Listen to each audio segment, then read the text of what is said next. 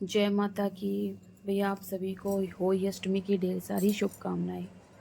भाई मैंने ये होली भर दी है, एक पानी की और एक बिरयानी की। अब मैं बांधती हूँ इसके पे कलावा, क्योंकि भी कलावा बांधा जाता है, तो मैं इन पे दोनों पे बांध देती हूँ कलावा। फिर उसके बाद भाई पूजा करते हैं। फिर मैं भाई इन पे तिलक वगैरह लगाऊंगी, स्वास्तिक बनाऊंगी। तो ऐसे करके हमारी फिर पूजा कंप्लीट होती है, कहानी वगैरह सुनेंगे। तो ये करके भैया आप सब बताना आप लोग कैसे करते हो होली अष्टमी की पूजा। हम तो भैया ऐसे ही करते हैं। अभी क्योंकि दीपावली पे जिस ये पानी का मटका भरा हुआ हमने हुई, तो इससे पूरे घर में पोछा वगैरह लगेगा पानी मिला के। अब मैं बनाऊंगी इसमें स्वास्तिक, इसमें भी। और भाई ऊपर वाली में भरा है हमने अन्न में भी, ये गेहूँ भी भर सकते हैं, चावल भी भर सकते हैं, या बाजरा भी भर सकते हो। फिर उसके ऊपर भी सिंघाड़े रखते हैं। फल में भी सिंघाड़े बहुत अच्छे रहते हैं इसमें। अब मैंने रख दिया भाई इस पर एक चुनरी, और बाकी पैसे भी आप देख सकते हो जैसे रखने हैं भाई। ये भी मेरे स्वास्तिक बन गया है इसका। अब मैं यहाँ पे स्वास्तिक बनाती हूँ।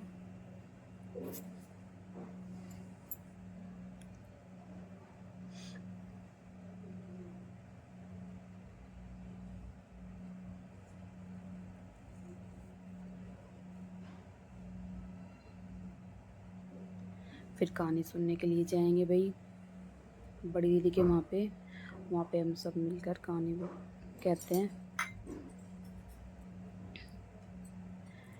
ये हुई माता की माला है, तो इस पर भी हमने तिलक लगा दिया, अभी पहना दिया इनको।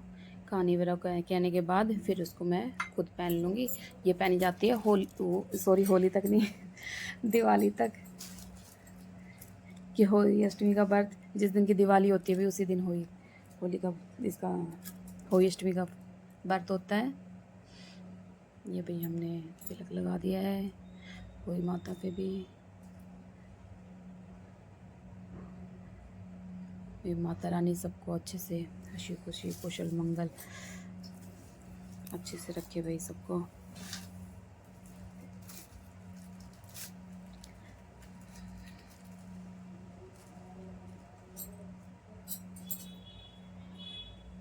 ये भाई हमारी ये यहाँ की पूजा हो गई है पूरी। अब हम भाई वही माता से लेते हैं आशीर्वाद। फिर जाते हैं हम भाई बड़ी दीदी के वहाँ पे फिर दिखाते हैं आपको, सबसे मिलवाते हैं।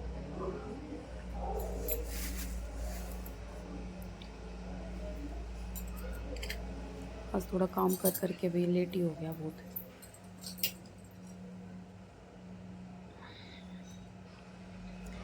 कोई माता रानी भी कोई गलती हो तो माफ़ करना, हम आपके बच्चे हैं। पूरे परिवार पर अपना हाथ आशीर्वाद बनाए रखना। जय हो माता। ये हमारी भाई होली की पूजा हो गई है शुरू। इसमें रखा भाई हमने पानी भर के। इसमें रखे जाते हैं गेहूँ या चावल।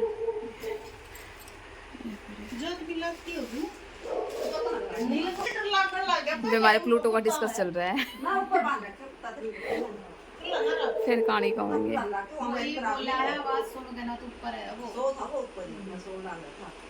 वो नु गया था मेरी तरह मिल के गई।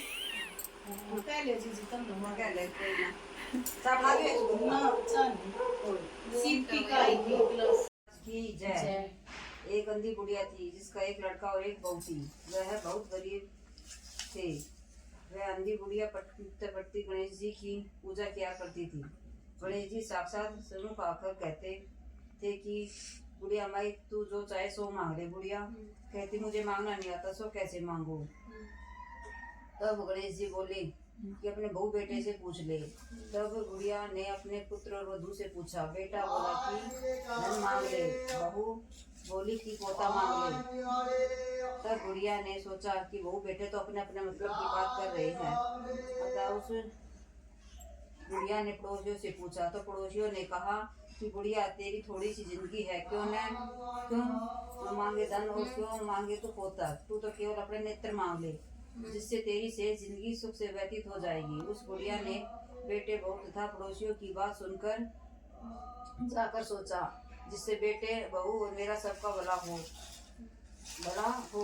वह भी मांग लूं और अपने मतलब की चीज भी मांग लूं। जब दूसरे दिन गणेश जी आए और बोले, बोल बुढ़िया क्या मांगती है, हमारा वचन है जो तू मांगेगी सो ही पाएगी।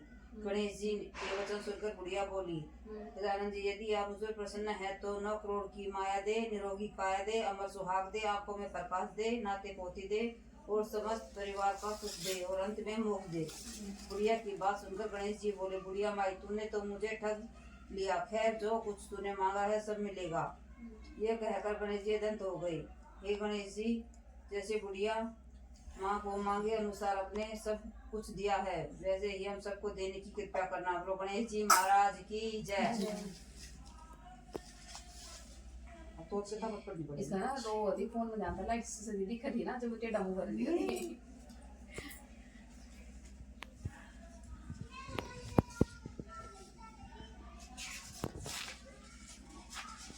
इसी लोग टेलीफोन एक साइलेंट करके एक बार यहाँ गोडे पर रख दिया चुपचाप लेता है ये ना बीच में हो गया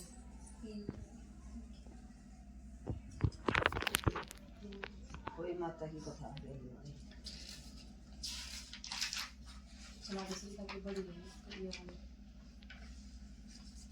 एक नगर में एक साहूकार रहता था, उसके 7 लड़के थे। एक दिन उसकी स्त्री खदाने से मिट्टी खोदने के लिए गई और जो ही उससे कुदाली से के मारे ही सेव के बच्चा कुदाली की चोट से सदा के लिए सो गया। उसके बाद उस कुदाल को सेव ने के खून से सना देख उसे सही के बच्चे को मर जाने का बड़ा दुख हुआ, परंतु वह विवश थी और वह काम उससे अनजाने में हो गया था। उसके बाद वह बिना मिट्टी लिए ही करती हुई अपने घर आ गई और उधर जब सही अपने घर में आई तो बच्चे को मरा हुआ देखकर नाना प्रकार का विलाप करने लगी और ईश्वर से प्रार्थना कर लगी, जिसने मेरे बच्चे को मारा है उसे भी इसी प्रकार का कष्ट होना चाहिए। तत्पश्चात सही के श्राप से सेठानी के 7 लड़के एक ही साल के अंदर समाप्त हो गए अर्थात मर गए। इस प्रकार अपने बच्चों को मैं काल के मुंह में समाये जाने से सेठ सेठानी इतने दुखी हुए कि उन्होंने किसी तीर्थ पर जाकर अपने प्राणों को तज देना उचित समझा। इसके बाद वे घर बार छोड़कर पैदल ही किसी तीर्थ की ओर चल दिए और खाने की ओर कोई ध्यान न देकर जब तक किसी तीर्थ की ओर चल दिए इसमें से कुछ भी शक्ति और सहन पहना तब तक वह चलते रहे जब तक वे पूर्णतः साक्षात हो गए तो अंत में मूर्छित होकर गिर पड़े। उनकी ऐसी दिशा देखकर भगवान पूर्ण सागर के ने उनको मृत्यु से बचाने के लिए उनके पापों का किया और इस अवसर पर आकाशवाणी हुई, हे सेठ तेरी सेठानी ने मिट्टी खोदते समय ध्यान न देकर शहर के बच्चे को मार दिया, इस कारण तुम्हें अपने बच्चों को दुखी देखना पड़ा। यदि अब पुनः घर जाकर तुम मन लगाकर गौ माता की सेवा करोगे तो वही माता देवी की विधि विधान से व्यर्थ करना आरंभ कर प्राणियों की पर दया रखते हुए उनमें भी किसी को कष्ट नहीं देना होगा, तो तुम्हें भगवान की कृपा से पुनः संतान का सुख प्राप्त होगा। इस प्रकार आकाशवाणी सुनकर सेठानी आसमान हो गई और भगवती देवी के स्मरण करते हुए अपने घर को चले आए। इसके बाद श्रद्धा भक्ति से केवल वही माता का व्रत गौ माता की सेवा करना भी आरंभ कर दिया तथा जीवों पर दया भाव रखते हुए क्रोध और द्वेष का स्वार्थ त्याग कर दिया। ऐसा करने से पश्चात भगवान की कृपा से सेठानी पुनः 7 पुत्र। एक साहूकार था जिसके 7 बेटे थे। 7 बहुएं थी, एक बेटी थी। दिवाली की वही है ना। दिवाली से पहले कार्तिक नंदी अष्टमी को 7 बहुएं अपनी नंद के साथ जंगल में एक खदान से मिट्टी लाने गई। जहाँ से वो मिट्टी खोद रही थी वहीं शव विमान थी। मिट्टी खोदते समय नंद के हाथ शव का बच्चा मर गया। शव माता बोली कि अब मैं तेरी कोख बांधूंगी। तब ननद अपनी 7 भाभियों से बोली कि तुम में से मेरे बदले कोई अपनी कोख बंधवा लो। सभी भाभियों ने अपनी कोख बंधवाने से इनकार कर दिया, परंतु छोटी भाभी सोचने लगी कि यदि मैं कोख नहीं बंधवाऊंगी तो सासू माँ नाराज होगी। इस विचार कर ननद ने अपनी बदले छोटी भाभी ने अपनी कोख बंधवा ली। इसके पश्चात जब उसने उसके जो लड़का होता तो वो 7वें दिन के बाद मर जाता। एक दिन पंडित जी को बुलाकर पूछा कि क्या बात है, मेरी सारी संतान 7वें दिन क्यों मर जाती है। तब पंडित ने कहा कि तुमने सही गाय की पूजा करो। सुरही गाय सऊ माता की भाईली है, वह तेरी को छोड़ देगी, तब बच्चे जिएंगे। इसके बाद से वह बहू कर चुपचाप सुरही गाय के बच्चे नीचे सफाई आदि कर जाती। गौ माता बोली कि आजकल कौन मेरी सेवा कर रहा है, असो आज देखूंगी। गौ माता खूब तड़के उठ के क्या देखती है कि एक साहूकार के बेटे की बहू उसके नीचे सफाई आदि कर रही है। गौ माता उससे बोली क्या मांगती है। तब साहूकार की बहू बोली, गौ माता तुम्हारी भाईली है और उसने मेरी कोख बांध रखी है, सो मेरी कोख खुलवा दो। गौ माता ने कहा अच्छा। अब तो गौ माता समुद्र पार अपनी भाईली के पास उसको लेकर चली। रास्ते में बड़ी धूप पड़ रही थी, सो वो दोनों एक पेड़ के नीचे बैठ गई। थोड़ी देर में एक सांप आया और उसी पेड़ पर गरुड़ पंखनी पक्षी के बच्चे थे। सांप उसको डसने लगा। तब साहूकार की बहू ने सांप को मारकर ढाल के नीचे दबा दिया और बच्चे को बचा लिया। थोड़ी देर में गरुड़ पंखनी आई तो वहाँ खून पड़ा देखकर साहूकार की बहू को चोट मारने लगी। तब साहूकार ने बोली कि मैंने तेरे बच्चे को नहीं मारा, बल्कि मैंने तो तेरे बच्चे को सांप से डसने से आया था, मैंने उससे तेरे बच्चे की रक्षा की है। यह सब सुनकर गरुड़ पंखनी बोली कि माँ तू क्या मांगती है। वह बोली 7 समुद्र पार सौ माता रहती है, हमें तू उसके पास पहुँचा दे। तब गरुड़ पंखनी ने दोनों को अपने पीठ पर बिठाकर सौ माता के पास पहुँचा दिया। सौ माता उन्हें देखकर बोली कि बहन बहुत दिनों बाद आई हो। फिर कहने लगी कि बहन मेरे सर में जुएं पड़ गई हैं। तब सुरही के कहने पर साहूकार की बहू ने से उनके जुएं निकाल दी। इस पर सऊ माता प्रसन्न होकर बोली कि तूने मेरे सर में बहुत लाई डाली है, इसलिए तेरे 7 बेटे और 7 बहुएं होंगी। वह बोली मेरी तो एक भी बेटा बहू नहीं है तो 7 कहाँ से होंगी। सऊ माता बोली वचन दिया, वचन से फिरूं तो धोबी के कुंड पर कुकरी हूँ। तब साहूकार की बहू बोली मेरी कोख तो तेरे पास बंधी पड़ी है। यह सुनकर सभी माता बोली कि तूने तो मुझे ठग लिया, मैं तेरी कोख खोलती हूँ, परंतु अब खोलनी पड़ेगी। जो तेरे घर तुझे 7 बेटे और 7 बहुएं मिलेंगी, तू जाकर भोजन करना, 7 होई बनाकर 7 कढ़ाई करना। और वह लोटा भरकर घर तो लौट कर घर आई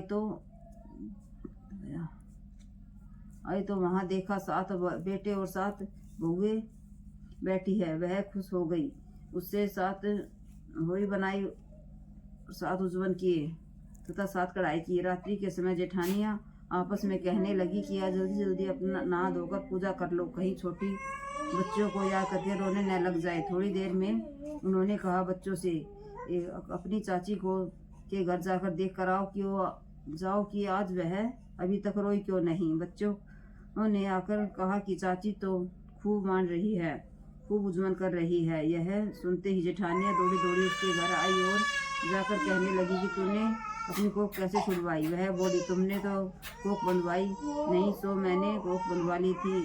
अब सोई माता की कृपा करके मेरी कोख खोली दी है। सो माता ने जिस प्रकार से की खबर खोली है उसकी प्रकार हम सबकी खोलियो, कहने वाले और सुनने वालों की सभी परिवारों की कोख खोलियो।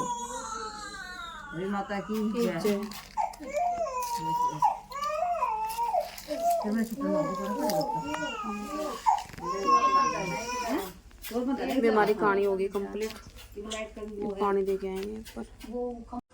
आकड़ा मेरो सासरो डाकड़ा मेरो पीर पीर सासरो न्यू बदा जनु कीड़ी के सोनार जियो मेरा भाई भतीजा जियो मेरो भरतार। भी हमारी पूजा होगी कंप्लीट। फिर हमारा हुआ फोटोशूट थोड़ा थोड़ा। भाई हम सब लेडीज़ों का तो भाई ऐसे ही रहता है, भाई कुछ त्यौहार है, तैयार हुए हैं, सोचते चलो भाई फ़ोटो खिंचवा लेते हैं। तो भाई हमने फ़ोटो खिंचवाई है।